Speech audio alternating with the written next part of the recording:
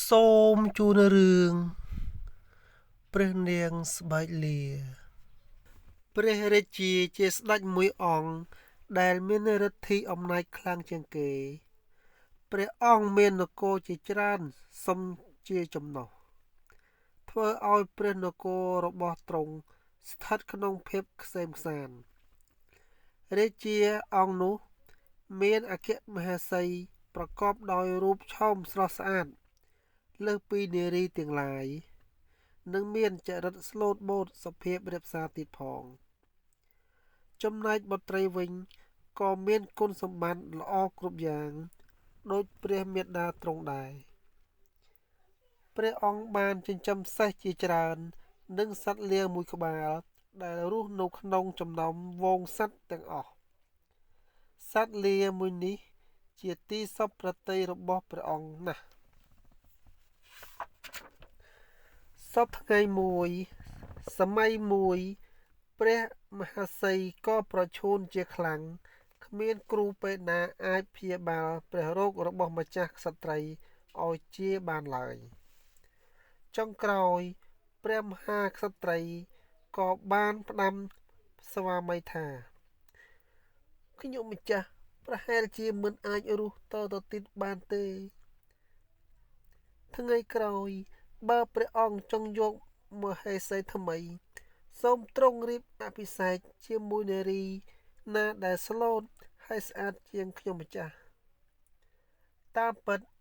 ម្ចាស់ក្សត្រីដឹងថាខ្លួនឯងជាស្រីស្អាតជាងគេ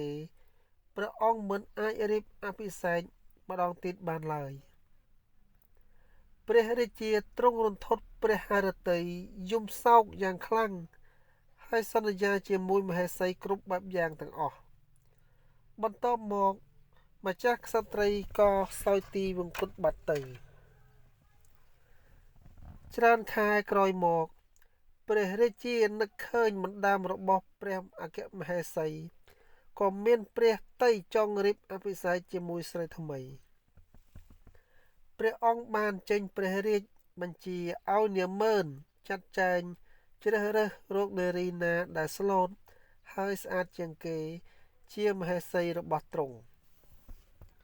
មនុស្សក្នុងរាជវាំងខំស្វែងរកគ្រប់ទីកន្លែងនៅក្នុងព្រះនគរនិងទៅដល់នគរជិតខាងទៀតផងតែគ្មានស្រីណាល្អជាងម្ចាស់ក្សត្រីឡើយក្រោយមកមានសេនាម្នាក់ទូលព្រះអង្គថាក្រាបទូលព្រះអង្គទូលបង្គំបានឃើញនារីស្អាតម្នាក់ស្លូតជាម្ចាស់ស្ត្រីតទៅទៀតក្រាបទូលភ្លាមនោះស្ដេចរហ័សសួរថានាងជានរណាទៅនៅឯណាគឺបុត្រីរបស់ព្រះអង្គក្រាបទូលពិតជាគ្មានព្រំហៀវធម៌មែនព្រះរាជាដែលកំពុងតែស្លុកវង្វេងនៅសេចក្តីស្នេហាក៏ចង់រៀបអភិសេកជាមួយបុត្រីទ្រង់មែនតាំងពីព្រះនាងបានទូលដំណឹងនោះមកព្រះនាងកន្សែងទាំងយប់ទាំងថ្ងៃបេះដូងពោពេញដោយទុក្ខព្រួយហើយក៏យាងទៅជួបម្ចាស់មីងភ្លាមម្ចាស់មីងបាននិយាយទៅកាន់ព្រះនាងថាមីងដឹងហើយដឹងពីរឿងរ៉ាវរបស់ព្រះនាងអស់ហើយអ្វីនឹងប្រព្រឹត្តទៅយ៉ាងរលូនវិញម្ចាស់មីងបានបន្តទៀតថាព្រះបិតារបស់ក្មួយធ្វើបែបនេះគឺជារឿងមួយដែលអាក្រក់ខ្លាំងណាស់មីងបានបង្គាប់ក្មួយថាក្មួយត្រូវត្រឡប់ទៅជួបព្រះបិតាហើយសុំព្រះពស្ត្រដែលមានដាំពេជ្រភ្លឺចែងចាំងដោយពន្លឺព្រះអាទិត្យអាចប្រែប្រួលទៅតាមពេលវេលាបានទើបសុខចិត្តរៀបអភិសេកជាមួយព្រះអង្គព្រះនាងត្រឡប់ជាងមកវិញទូលថ្វាយព្រះបិតាម្ចាស់មីងបង្គាប់ពេលនោះព្រះអង្គបានបញ្ជាឲ្យជាងដេរព្រះពស្ត្រដែលស្អាតដូចបុត្រីទូលប្រាប់យ៉ាងឆាប់បំផុតស្អែកឡើងព្រះពស្ត្រនេះត្រូវបានគេដេររួចជាស្រេចដាំពេជ្រមានពណ៌ភ្លឺចិញ្ចែងដោយព្រះអាទិត្យកំពុងរះរំលេចពណ៌គ្រប់ល្អស្អាតឥតខ្ចោះ បុត្រីឃើញដូច្នេះមិនដឹងមានពាក្យអ្វីដោះសារជាមួយព្រះបិតាទៀតទេឡើយក៏យាងទៅជួបម្ចាស់មីងម្ដងទៀតម្ចាស់មីងចាប់ដៃក្មួយហើយនិយាយថាពីដើមមកមេដារបស់ក្មួយស្រឡាញ់សត្វលាមួយក្បាលនោះណាស់ដូច្នេះក្មួយត្រូវតែសុំស្បែកលាមួយនោះមីងគិតថាព្រះអង្គពិតជាមិនហ៊ានសម្លាប់លាមួយក្បាលនោះឡើយព្រះរាជបុត្រីក៏ទូលសុំបិតាតាមម្ចាស់មីងម្ដងទៀតព្រះរាជាកាលបើបានស្ដាប់បុត្រីហើយក៏ថ្លើយយល់ព្រមតាមសុំរបស់បុត្រីពិតជាស្មានមិនដល់មែនព្រោះតែសេចក្តីស្រឡាញ់ធ្វើឲ្យទ្រង់ខ្លាចជាមនុស្សហ៊ានប្រព្រឹត្តនៅអំពើឃោរឃៅដែលជីវិតមិនធ្លាប់ធ្វើដើម្បីបំពេញបំណងបុត្រីព្រះអង្គក៏ប្រើមនុស្សឲ្យទៅសម្លាប់សត្វលាយកស្បែកមកថ្វាយបុត្រីគ្រាន់តែឮស្បែកលាភ្លាមព្រះនាងក៏ស្រែកទ្រហោយំដោយក្តីអស់សង្ឃឹមហើយយាងទៅជួបម្ចាស់មីងម្ដងទៀតម្ដាយមីងទូលថាក្មួយនៅទីនេះតទៅទៀតមិនបានទេក្មួយត្រូវតែចាក់ចេញទៅឲ្យឆ្ងាយម្ដាយមីងបានប្រគល់វិច្ចសម្លៀកបំពាក់និងគ្រឿងអលង្ការមួយទៀតហើយមានបន្ទូលទៀតថាពេលក្មួយយកស្បែកលានេះគ្រប់ដណ្ដប់លើរាងកាយនោះគេមិនអាចស្គាល់ព្រះនាងបានឡើយពេលរៀបរាប់ចប់សពគ្រប់អស់ហើយព្រះនាងក៏លាម្ចាស់មីងចេញទាំងទឹកមុខស្រពោតស្រពោនថ្ងៃនោះព្រះរាជាត្រៀមខ្លួនជាស្រេចដើម្បីរៀបអភិសេកស្រាប់តែមានសេនាម្នាក់មកទូលថាសូមក្រាបថ្វាយបង្គំព្រះអង្គព្រះនាងបានកិច្ចខ្លួនមកទៅហើយក្រាបទូលគ្រាន់តែឮពាក្យនេះភ្លាម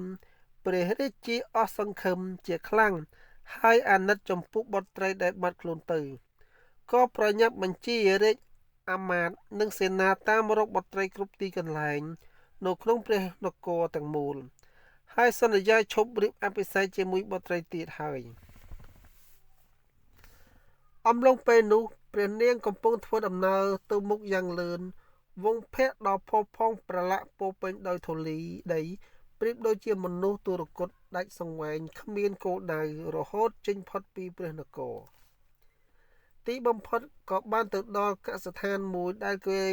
កំពុងត្រូវការមនុស្សម្នាក់ធ្វើការងារផ្ទះ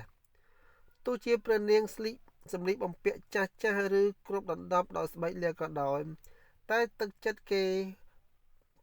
ពេញចិត្តពេញបេះដូងដោយព្រះនាងបុត្រីដដែលកម្មករទាំងអស់ដាក់ឈ្មោះឲ្យនាងថានាងស្បែកលាការពិតកសិដ្ឋានដែលបុត្រីលាក់ខ្លួននោះគឺជាកម្មសិទ្ធិរបស់ស្ដេចមួយអង្គនៃនគរជិតខាងរបស់ព្រះរាជាស្ដេចនគរនេះមានព្រះបុត្រាដ៏សង្ហាម្នាក់ជាបុត្រាធម្មតាបន្ទាប់ពីទ្រង់ត្រឡប់មកពីបាញ់សត្វវិញព្រះអង្គតែងតែឈាងចូលកំសាន្តក្នុងកសិដ្ឋានរបស់ទ្រង់ដើម្បីឈប់សម្រាកលំហែកាយមានថ្ងៃមួយព្រះនាងស្បែកលាបានឃើញព្រះបុត្រាក៏ចាប់ចិត្តលួចស្រឡាញ់តែម្នាក់ឯងបន្ទាប់ពីនាងធ្វើការរួចនាងសងំព្រះពស្ត្រក្នុងបន្ទប់ម្នាក់ឯងដើម្បីបំភ្លេចនូវទុក្ខកង្វល់ទាំងឡាយជួនជាចៃដន្យព្រះបុត្រាកំពុងតែយាងកំសាន្តក្នុងកសិដ្ឋានក៏ក្រឡេកឃើញស្រីស្រស់ស្លៀកពាក់ភ្លឺចែងចាំងចិញ្ចាចដូចព្រះអាទិត្យព្រះរាជាសម្លឹងមើលនាងទាំងអារម្មណ៍អណ្ដាតអណ្ដូងនឹកឆ្ងល់ក្នុងព្រះហឫទ័យថានេះអ្នកណាមកពីណាអីក៏ស្អាតម្លេះទឹកមុខស្រស់ស្រទន់គួរឲ្យស្រឡាញ់មែនចាប់តាំងពីពេលនោះមករាជបុត្រាចូលចិត្តនៅម្នាក់ឯងនឹកគិតស្រមៃដល់រូបនាងគ្រប់ពេលវេលាព្រះអង្គក៏មានព្រះហឫទ័យចង់សោយនំដែលធ្វើដោយដៃនាងផ្ទាល់ព្រះមេដាអង្វរព្រះបុត្រថាអើយអ្វីក៏បានដែរឲ្យតែបុត្រាមិនចង់ឲ្យបុត្រសោយនំរបស់នាងស្បែកលាននោះទេព្រោះស្រីម្នាក់នោះរូបរាងស្មុករោគណាស់មិនស្អាតទេដោយសារតែឃើញព្រះបុត្រាកាត់ទុកមិនសោយអ្វីទាំងអស់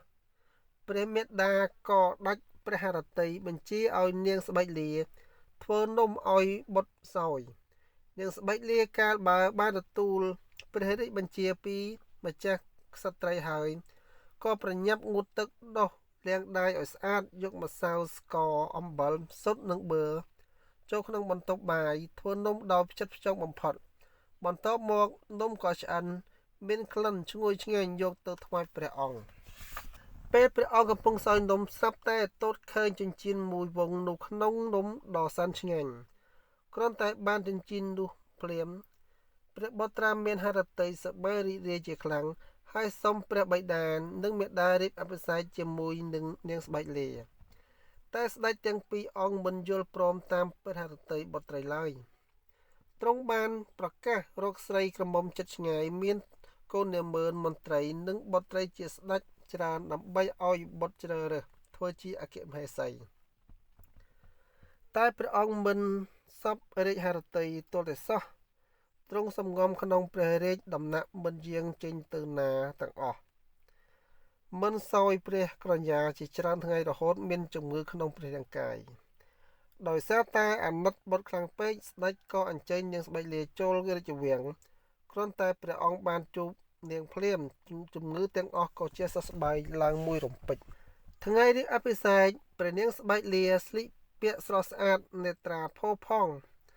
ស្នាមញញឹមស្រស់ប្រំប្រៃស្អាតដាច់គេគ្មានគូប្រៀបក្នុងពិធីនោះព្រះអង្គបានអញ្ជើញស្ដេចគ្រប់នគរទាំងអស់ព្រមទាំងព្រះបិតាព្រះនាងក៏យាងមកដែរគ្រាន់តែព្រះអង្គបានជួបបុត្រីភ្លាមក៏ស្ទុះទៅអោបបុត្រីដោយក្តីស្រឡាញ់ប្រកបដោយព្រហ្មហេតុធម៌ក្នុងនាមជាព្រះបិតានិងបុត្រីហើយសុំទោសបុត្រីនោះរាល់អំពើខុសឆ្គងដែលមានបំណងអាក្រក់មកលើបុត្រី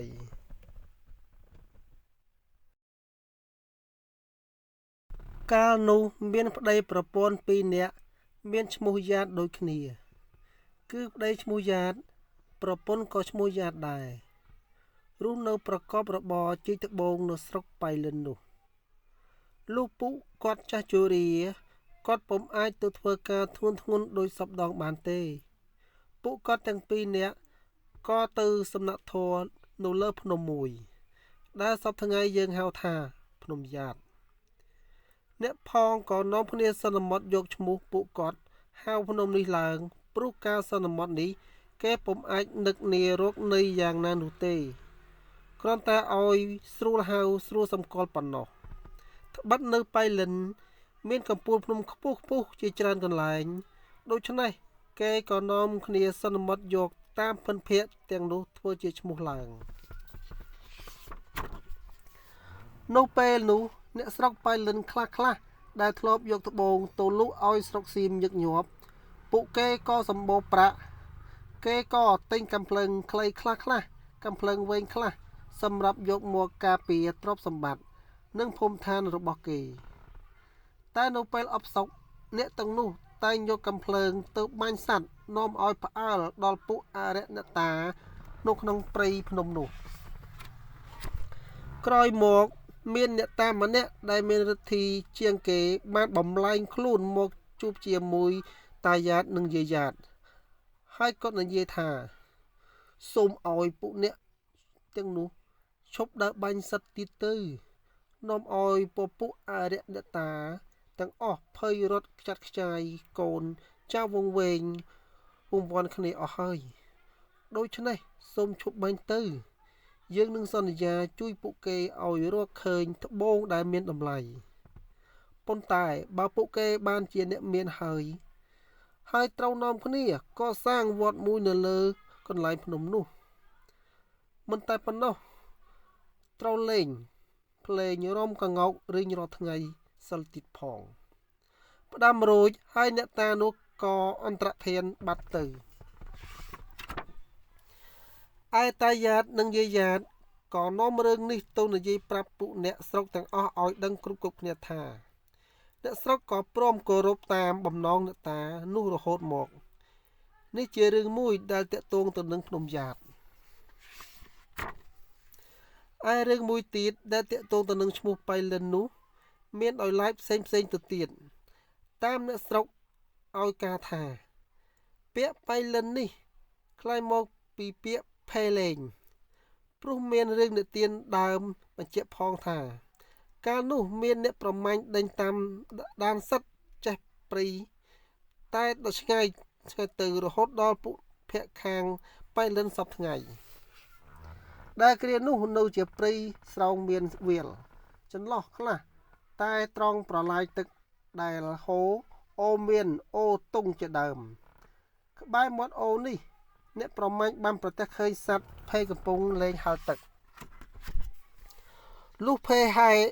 ឃើញមនុស្សមកដល់ក៏វារត់បាត់អស់ទៅអ្នកប្រមាញ់ចូលទៅមើលត្រង់កន្លែងភេប្រឡាយគ្នាលេងនោះក៏ឃើញដុំថ្មតូចមានពន្លឺផ្លេកក៏នាំគ្នារើសយកមកមួយដុំទុកយកទៅបង្ហាញញាតិមិត្តបងប្អូននោះឲ្យស្រុករៀងខ្លួន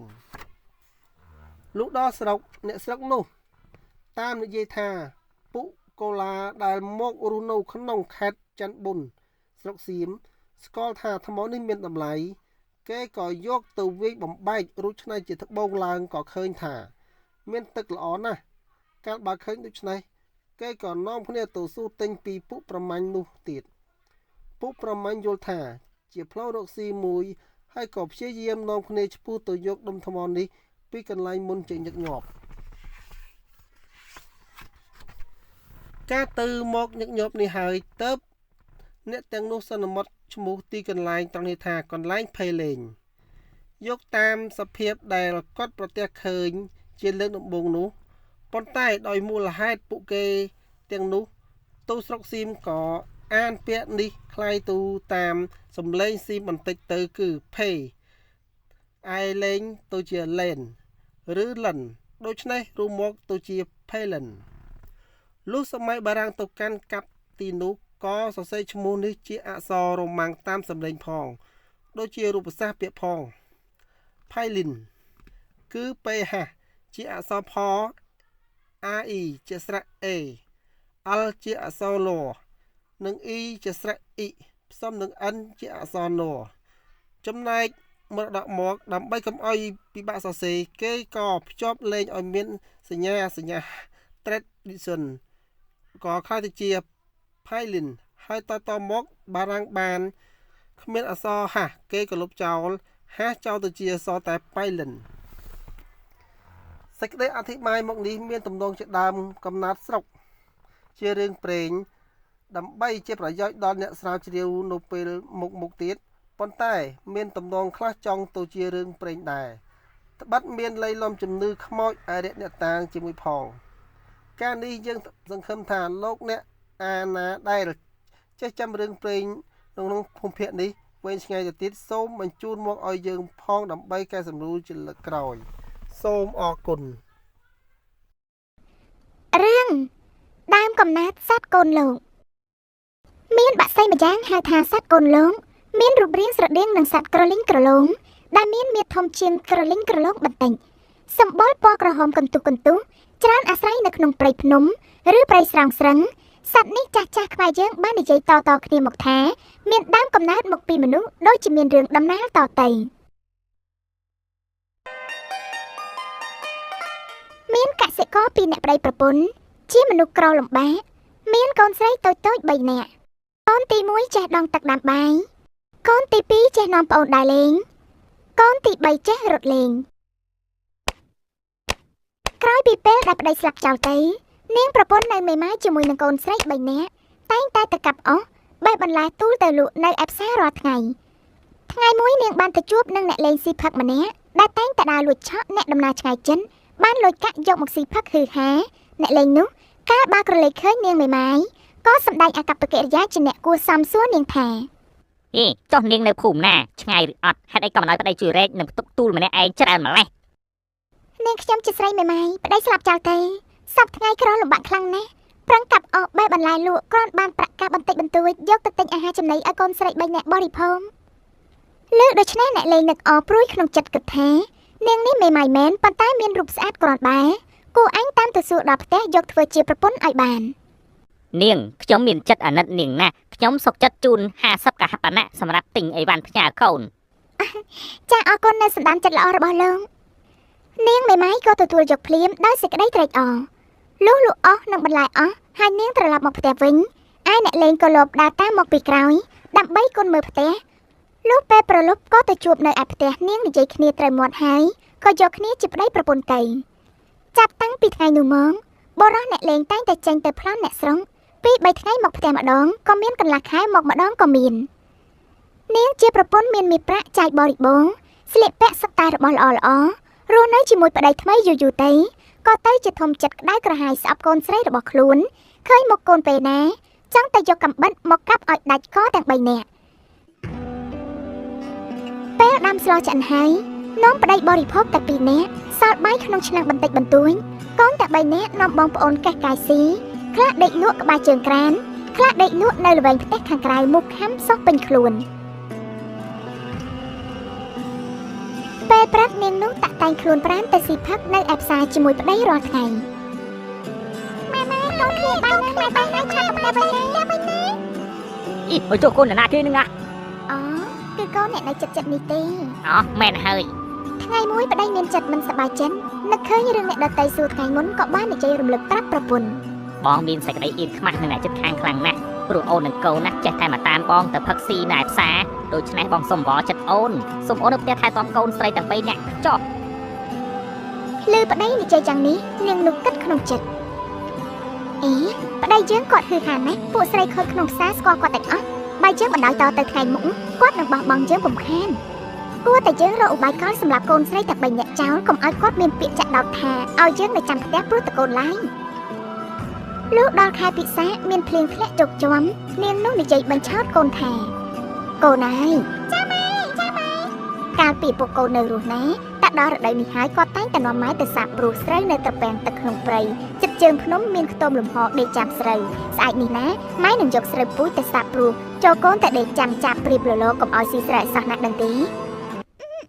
ចាម៉ែគាត់ដឹងហើយលុះព្រឹកឡើងនាងនោះនាំកូនទៅក្នុងព្រៃរហោឋានចិត្តជើងភ្នំយកស្រូវទៅបាច់សាច់ក្នុងត្រពាំងរួចផ្ដាំកូនថាណែអញរកគ្នាត្រូវទៅចាំស្រូវកុំទៅណាឆ្ងាយកុំទៅផ្ទះបើទៅណាយើងនឹងវាយសម្រាប់ទាំងអស់ដឹងទេចាំម៉ែគាត់ដឹងផ្ដាំហើយនាងនោះទុកបាយឲ្យមួយចំអែតម្នាក់អង្ករ3ចានពោត4 10គ្រាប់កូនឆ្នាំងដីមួយនិងអំបិលប្រហុកបន្តិចបន្តួចដែលគិតថាយប់នេះខ្លាវានឹងមកខំស៊ីបើមិនស្លាប់ដោយខ្លាស៊ីក៏គង់ស្លាប់ដោយអត់បាយពំខានលុះផ្ដាំកូនស្រេចហើយក៏ត្រឡប់មកផ្ទះវិញដេកចាំមើលប្តីមកពីរកស៊ី កូនស្រី3នាក់ទៅលេងណាពុំឃើញមកផ្ទះចឹងខ្ញុំប្រើឲ្យទៅចាំស្រូវជាមួយចាស់ទុំជាច្រើនលុះស្រូវទុំទៅវាត្រឡប់មកវិញចំណែកកុមារីទាំង3នាក់នាំបងប្អូនយកគ្រាប់ពោតទៅកប់តាមភ្លឺត្រពាំងពេលយប់នាំគ្នាឡើងទៅដេកលើខ្ទមលឺសូរតែមាត់ដំរីចចស្វាស្រែកត្រហឹងអង្កងពេញព្រៃស្មោះសាននាងបងមានសេចក្តីភិតភ័យញាស់ខ្លួនដោយកូនសត្វស្ទើរគ្មានប្រលឹងនៅក្នុងខ្លួនតែលួងប្អូនកុំឲ្យយំព្រោះខ្លាចសត្វសាហាវទាំងនោះវាមកខាំសម្លាប់ខ្ញុំចង់ទៅផ្ទះយើងវិញបានយើងវិញចាំខ្លាចណាមិនអីទេអូនកុំខ្លាចណាកុំខ្លាចទេវតានឹងជួយថែរក្សាយើងមិនខាននោះទេ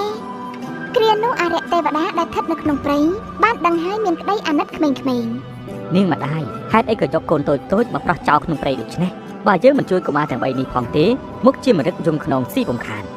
គួរយើងជួយសង្គ្រោះកុមារទាំងនេះទម្រាំតែផុតពេលរាត្រីនេះហើយយើងនឹងក្រាបទូលសម្ដេចឥន្ទ្រាធិរាជគិតស្រេចហើយអរិយទេវតាសម្ដែងរិទ្ធស្រ័យគំរាមសត្វសាហាវឲ្យរត់ខ្ចាត់ខ្ចាយអស់ទៅ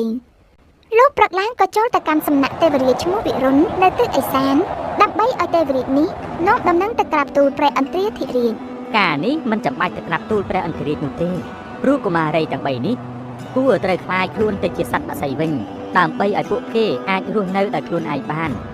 នឹងរួចចាក់ផុតពីសត្វសាហាវទាំងឡាយមកយាយីផងដែរឯងជួយការពារកុមារីទាំង3ឲ្យម៉ាត់ចាស់កុំឲ្យសត្វសាហាវបៀតបៀនបានទម្រាំពួកគេខ្លាចខ្លួនទៅជាសត្វបើពួកគេឃ្លានអាហារត្រូវនិមិត្តជាត្រីក្រឹមទុនសាយចងខ្ចៅដាក់ក្នុងត្រពាំងមួយឲ្យគេស៊ីទៅ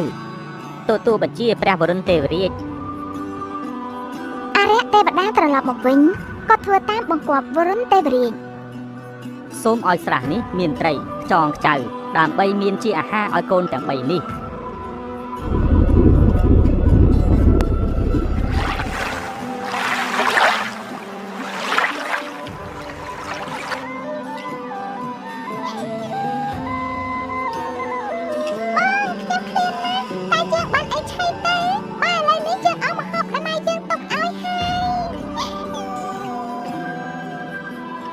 ុំយំអីអូនចាំមើលបងសាក់ទៅរកក្នុងតាំងក្រែងមានអ្វីយើងអាចយកមកហូបបានទេ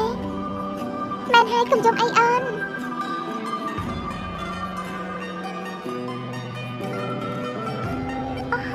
ទីនេះមានត្រីច្រើនណាស់យើងឡើងដៃគូហើយ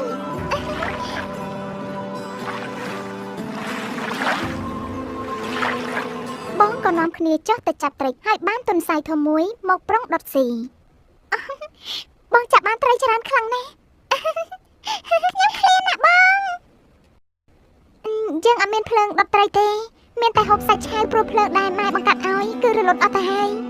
ពួកគេក៏នាំបងប្អូនហែកហូបឆាវបន្តិចម្នាក់លុះបរិភោគរួចហើយពួកគេក៏ដេកលក់ទៅពេលភ្ញាក់ពីដេកប្អូនចេះតែយំកន្ទក់កន្ទែងចឹងទៅផ្ទះខ្ញុំចង់ទៅផ្ទះខ្ញុំចង់ទៅផ្ទះបងមិនហ៊ានទៅទេខ្លាចម៉ែវាយខ្ញុំចង់ទៅផ្ទះខ្ញុំចង់ទៅផ្ទះមិនអីទេណាចាប់បងជូនទៅតែប្អូនចរិតយំខ្លាំងពេកបងទ្រាំពំបានក៏នាំទៅផ្ទះឯម្ដាយកាលបើឃើញកូនស្រីបណ្ដាគ្នាមកដូចនេះក៏មួម៉ៅស្រែកចេះពីលើផ្ទះកូនចង្រៃយើងថាយកវាទៅប្រោះចោលឲ្យស្លាប់ប្រត់ប្រាស់អស់ទៅឥឡូវមិនស្លាប់បែរជានាំគ្នាត្រឡប់មកវិញយើងវាសម្រាប់ឥឡូវហើយយើងមិនឲ្យហងឡើងផ្ទះសម្បែងនេះទេសូមម៉ែរកកូនផងចាព្រោះប្អូនចេះតែយំឃ្លានបាយព្រោះអត់បាយពី3ថ្ងៃមកហើយហូបតែស្លឹកឈើជំនួសបាយភ្លើងក៏រលត់អស់បើម៉ែមិនឲ្យកូនណែកូនសុំតាំងកូននឹងភ្លើងត្រឡប់ទៅវិញហើយសូមម៉ែកុំធ្វើបាបកូនសុំទោសបានទុនសាយហូបឆ្អែតម្ដាយលើកូនប្រាប់ថាចាប់បានទុនសាយស៊ីឆ្អែនក៏រត់តែមូម៉ៅខ្លាំងទៅទៀតយើមីកូនចង្រៃវាបានទុនសាយចែកគ្នាស៊ីមិនក៏មិនយកឲ្យយើងស៊ីផងហ៎និយាយតែប៉ុណ្ណេះក៏ស្ទុះទៅវេកូនទាំង3នាក់ច្រាំធាក់បណ្ដាញឲ្យទៅព្រៃវិញរបស់អ្វីបន្តិចបន្តួចក៏មិនឲ្យទៅសោះបងឲ្យតែស្លាប់បាត់បង់ទៅកុមារីទាំង3នាក់ឈឺពន់ពេកម្ដាយវាយបាយឈាមហូរសស្រាតែកូនប្អូនក៏នៅតែមិនបាត់វាចាប្រាប់អំពីទុនសាយបានទុនសាយហូបឆ្អែតម្ដាយលើកដូច្នេះក៏រត់តែវាយខ្លាំងថែមទៀតនាងបងប្រឹងអូសទាញប្អូនទាំង2នាក់ទៅដោយគិតថាបើទ្រាំនៅមកតែម្ដាយសម្លាប់មិនខានហើយគ្រាតកងប្អូនដែលម្ដាយវាយសំពងស្លាប់បាត់ស្មារតីទាំង2នាក់តែនៅក្នុងខ្ទមដដែលពេលទៅដល់ក៏សន្លប់ទាំង3នាក់អរិយទេវតាកាលបើឃើញដូច្នេះក៏យកទឹកមកប្រោះព្រំកុមារីទាំង3នាក់ឲ្យមានស្មារតីឡើងវិញកុមារីទាំង3នាក់លូកដឹងស្មារតីឡើងវិញស្រែកទ្រហោយំ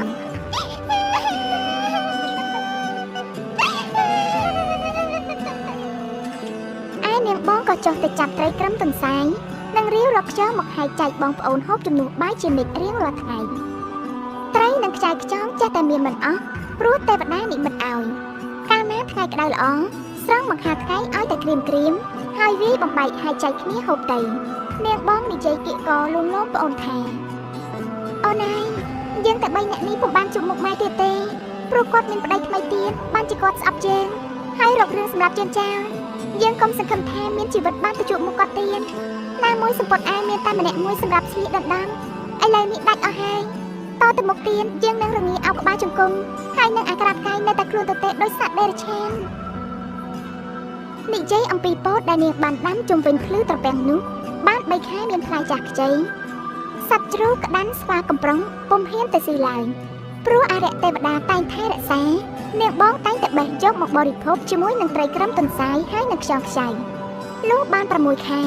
កុមារីតែ3នាក់ស្រាប់តែដោះរោមចេញពេញខ្លួនដៃសងខាងដោះចេញទៅជាស្លាមតតែហើទៅដល់ចុងឈើចាប់ប្រតោងបេះផ្លែឈើបានទាំងអស់គ្នាតែហើទៅឆ្កែពំរួញបបោមាត់ដោះចេញទៅជាចម្ពុះរីឯមាត់និយាយភាសាមនុស្សពុំកើនគ្រាន់តែដឹងខ្លួនថាខ្លួននៅជាមនុស្សតែដល់និយាយទៅជាសំឡេងសត្វដេរឆានយូរទៅកាន់តែហើបានឆ្កែបន្តិចម្ដងព្រោះតាំងពីបបោមាត់ដោះចេញទៅជាចម្ពុះមិនដែលនិយាយភាសាមនុស្សសោះតែបើមនុស្សនិយាយទៅរកអាចស្ដាប់បានឯប្តីចុងរបស់នាងជាម្ដាយនៃកុមារីទាំង3នោះតែងតែប្រព្រឹត្តអំពើចោរកម្មជានិច្ចថ្ងៃមួយអ្នកចិត្តខាងគេប្តឹងដល់រាជការក៏ចាប់យកទៅដាក់គុកអស់មួយជីវិតទៅពេលនោះនាងជាម្ដាយដេកព្រួយចិននឹកអាណិតដល់កូនកំសត់ទាំង3នាក់ដែលខ្លួនបានធ្វើទុកបុកម្នេញហើយដើរទៅក្នុងព្រៃឃើញកូននៅរញងក្នុងខ្ទមស្គាល់ច្បាស់ជាកូនព្រមមានទម្រង់ជាមនុស្សនៅឡើយតែដល់ស្លាប់មានចម្ពុះដោយសត្វដេរឆានក៏ស្រែកហាយកូនអើយឥឡូវម៉ែមកទទួលកូនទៅវិញម៉ែឡើងឲ្យកូននៅក្នុងព្រៃទៀតហើយ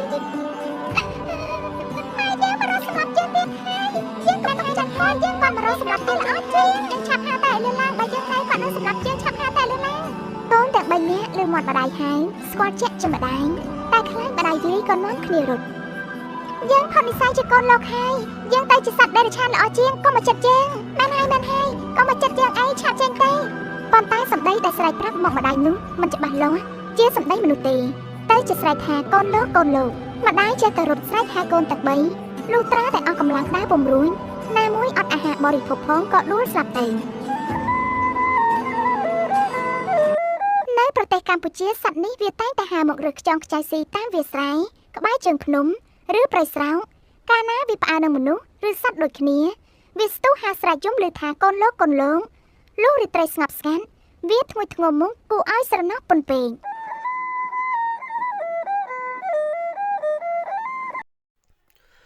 សូមជូនរឿងភ្នំនាងកងរីភ្នំនាងកងរីស្ថិតនៅភូមិត្របែកឃុំត្រងល់ស្រុកកំពង់លេងខេត្តកំពង់ឆ្នាំងបើយើងមើលភ្នំនេះពីចម្ងាយឃើញដូចមនុស្សដេកសណ្ដោកខ្លួននៅលើភ្នំនោះមានរុក្ខជាតិតូចធំដុះជាច្រើនដោយភ្នំអាទិត្យនៅជិតនោះដែរតែប្លែកជាងគេគឺនៅត្រង់ចង្កេះភ្នំមានម្អមដុះជាច្រើនណែនណាន់តាន់តាប់ក្នុងស្រុកនោះនៅជុំវិញភ្នំនោះដែរគេមិនបរិភោគម្អមនោះទេព្រោះមានជំនឿនិយាយថាភ្នំនោះកើតមកពីរូបនាងកងរីជាយក្ខិនីដែលជាព្រះមហេសីពុទ្ធិសែនហើយគេសន្មតថាម្អមនោះជារោមយោនីនៃនាងកងរីនោះឯងមិនតែប៉ុណ្ណោះនៅជើងភ្នំនោះមានត្បាល់ថ្មមួយអង្រែថ្មមួយតាំងពីបុរាណកាលមកម្លេះមិនដឹងនរណាជាអ្នកកសាងទេពេលមហាជនឡើងទៅដល់ភ្នំនោះលុះត្រាតែយកអង្រែបុកត្បាល់ថ្មនោះទៅមិនចាញ់ទឹកដីហើយនឹងបានសុខសប្បាយនេះជារឿងអ្នកស្រុកដែលមានតាំងពីបុរាណកាលមកម្លេះរឿងភ្នំនាងកងរីមានសេចក្តីសង្ខេបដូចតទៅកាលពីព្រេងនាយមានប្តីប្រពន្ធ2នាក់ជាមហាសេដ្ឋីគ្មានកូនម្នាក់ឡើយពួកគាត់បានទៅបន់ស្រន់សុំកូននៅខ្ទមអ្នកតាក្រោមដើមជ្រៃមួយដើមក្រោយមកពួកគាត់ក៏មានកូនរហូតដល់12នាក់សុទ្ធតែជាកូនស្រីបន្ទាប់ពីបានកូន12នាក់នោះមកសេដ្ឋីក៏ធ្លាក់ខ្លួនក្របន្តិចម្ដងរហូតអស់ទ្រព្យសម្បត្តិនិងគ្មានអាហារចិញ្ចឹមកូនតទៅទៀតដូច្នេះឪពុកម្ដាយក៏សម្រេចចិត្តបរទេះដឹកកូនទាំង12នាក់ទៅប្រោះចោលក្នុងព្រៃជ្រៅក្រែងពួកនាងមានសំណាងបានជួបនឹងអ្នកមានទ្រព្យអាចចិញ្ចឹមពួកគេទៅថ្ងៃក្រោយនាងដែលមានជាម្ដាយឃើញនាងពៅតូចជាងគេសែនអាណិតកូនណាស់តែដោយសារមិនចង់ឲ្យបងប្អូនគេបែកគ្នាក៏កាត់ចិត្តទុកនាងពៅនៅជាមួយបងរបស់គេក្រោយពីឪពុកម្ដាយប្រោះកូនចោលទាំង12នាក់នេះហើយពួកគេក៏គ្មានអាហារចិញ្ចឹមជីវិតឡើយខ្លះចាប់ត្រីក្តាមខ្យងខ្លះបេះផ្លែឈើជាចំណីហើយនាំគ្នាដើរផ្សងប្រេងក្នុងព្រៃពីមួយថ្ងៃទៅមួយថ្ងៃរហូតបានទៅដល់នគរមួយជានគរយក្ខិនីឈ្មោះសទ្ធមាយៈនោះមានកូនស្រីម្នាក់ឈ្មោះនាងកងរី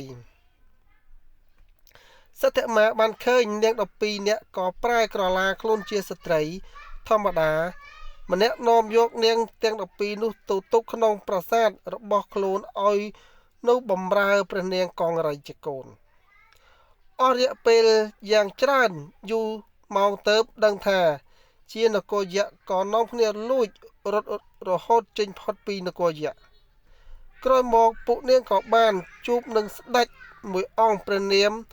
ព្រះបាទរដ្ឋសទ្ធិដោយសារតែព្រះអង្គទតឃើញពួកនាងមានសម្រស់ស្រស់ស្អាតទ្រង់ក៏យកនាងទាំង12ធ្វើជាព្រះមហេសីចំណែកនាង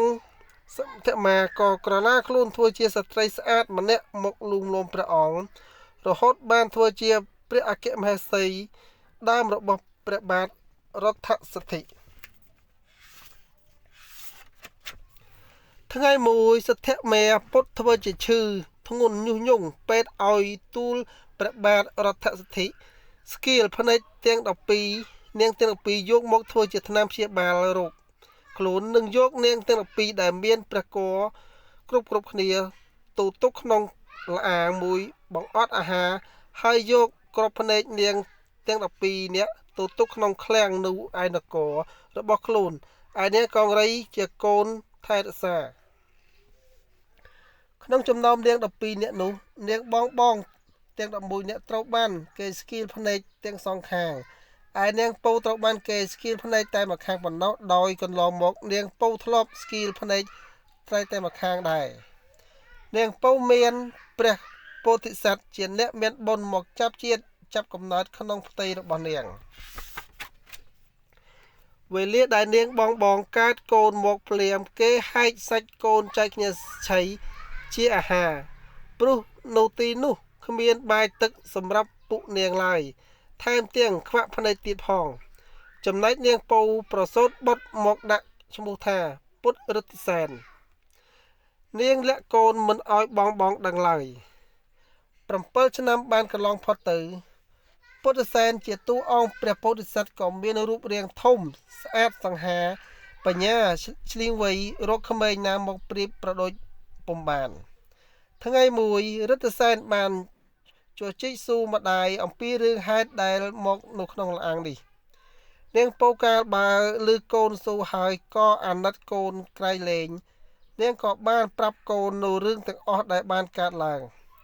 ពុទ្ធិសែនមានចិត្តអាណិតមេត្តាបណ្ដាលឲ្យទឹកភ្នែកនេត្រាហូរចេញមកបន្ទាប់មកពុទ្ធិសែនក៏សុំមេត្តាឡើងមកលេងនៅលើភ្នំដើម្បីបានស្គាល់មនុស្សខាងក្រៅនិងបានស៊ើបរកព្រះបិតាផងគ្រានោះព្រះអិនបានជប់មន្តវេទមន្តមួយឲ្យពុទ្ធិសែនហើយពុទ្ធិសែនក៏ប្រញាប់ឡើងមកខាងលើបានជួបនឹងក្មេងៗមួយក្រុមក៏បបួលគ្នាលេងជួលមន្តពួកគេបានភ្នាល់គ្នាថាបើពុទ្ធិសែនចាញ់ពុទ្ធិសែនឲ្យក្មេងទាំងនោះប្រើគេតាមអំពើចិត្តតែបើឈ្នះពុទ្ធិសែនសុំតែបាយ12កញ្ចប់ប៉ុណ្ណោះទីបំផុតពួកក្មេងៗទាំងនោះក៏ចាញ់ហើយគេយកបាយ12កញ្ចប់មកឲ្យពុទ្ធិសែនតាមសន្យាពុទ្ធិសែនក៏ប្រញាប់យកបាយឲ្យនាងពៅជាមេដាចំណែកនាងពៅបានទទួលបាយហើយពីបុត្រក៏យកទៅចែកបងម្នាក់មួយកញ្ចប់ពួកបងស្គាល់ក៏សួរថាតើពៅបានបាយនេះមកពីណាពួកយើងខានហូបបាយជាយូរណាស់មកហើយនាងពៅក៏និយាយប្រាប់បងអំពីរឿងដែលបានលាក់កូនតាំងពីកើតរហូតដល់ធំចាប់តាំងពីពេលនោះមកពុទ្ធិសែនចេះតែឡើងមកភ្នាល់លេងល្បែងផ្សេងជាមួយមនុស្សនៅខាងក្រៅហើយបានឈ្នះបាយ12កញ្ចប់យកទៅជូនមេដារាល់ថ្ងៃលុះរំលងយូរទៅភាពល្បីល្បាញរបស់ពុទ្ធិសែនក៏ជ្រាបទៅដល់ព្រះមហាក្សត្រព្រះអង្គមានប្រតិយចង់ដឹងថ្វីដៃពុទ្ធិសែនក៏ទ្រង់ក៏ចាត់អាមាត្យឲ្យហៅពុទ្ធិសែនមកជួបពុទ្ធិសែនបានមកជួបព្រះមហាក្សត្រទៅទូលបង្គំថាទូលបង្គំមិនដឹងពីច្បាប់ទម្លាប់ក្នុងរាជវាំងទេហេតុនេះហើយសូមព្រះអង្គព្រះរាជប្រទានទោសឲ្យទូលបង្គំផងព្រះបាទរដ្ឋសិទ្ធិសម្ដាប់ហើយក៏សពប្រតិយជាខ្លាំងទៅចាប់ផ្ដើមលេងភ្នាល់អុកជាមួយគ្នាទីបំផុតពុទ្ធិសែនក៏ទទួលជ័យជំនះពីព្រះអង្គមែនបន្ទាប់ពីរៀបចំបាយទឹករួចហើយព្រះមហាក្សត្រខ្សឹបប្រាប់អាមាត្យចំណុចថាជួឯងទៅតាមដានក្មេងប្រុសម្នាក់នេះឲ្យបានច្បាស់តើគេជាកូនចៅរបស់អ្នកណាបន្ទាប់ពីបានបាយ12កញ្ចប់ហើយពុទ្ធិសែនក៏ក្រាបបង្គំលាព្រះអង្គចេញទៅចំណែកអាមាត្យវិញក៏បានជួយយូបាយទូជាមួយពុទ្ធិសែនដែរលុះដល់ពាក់កណ្ដាលផ្លូវពុទ្ធិសែនក៏សុំកញ្ចប់បាយហើយលាអាមាត្យទៅរកម្ដាយរបស់ពួកគេប៉ុន្តែអាមាត្យដើរស្ងាត់តាមក្រោយរហូតបានឃើញនាង12ក៏ត្រឡប់មកទូលព្រះរាជជាតាមដំណើរលុះស្អែកឡើងព្រះអង្គបញ្ជាឲ្យអាមាត្យទៅហៅពុទ្ធិសែនចូលគាល់ទ្រង់ក៏សួរអំពីឪពុកម្ដាយរបស់គេពុទ្ធិសែនក្រាបទូលព្រះអង្គថាទូលបង្គំ គឺជាកូនរបស់នាងពៅដែលមានឋានៈខ្ពង់ខ្ពស់តែឥឡូវមានគ្រោះចង្រៃទៅក្នុងលអាងមួយយ៉ាងជ្រៅព្រះបាទរដ្ឋសិទ្ធិទ្រង់ព្រះសម្ដាប់ហើយក៏រន្ធត់ក្នុងព្រះរាជហឫទ័យណាស់តើព្រះអង្គស្ទុះទៅអោបព្រះរាជបុត្រហើយមានបន្ទូលថា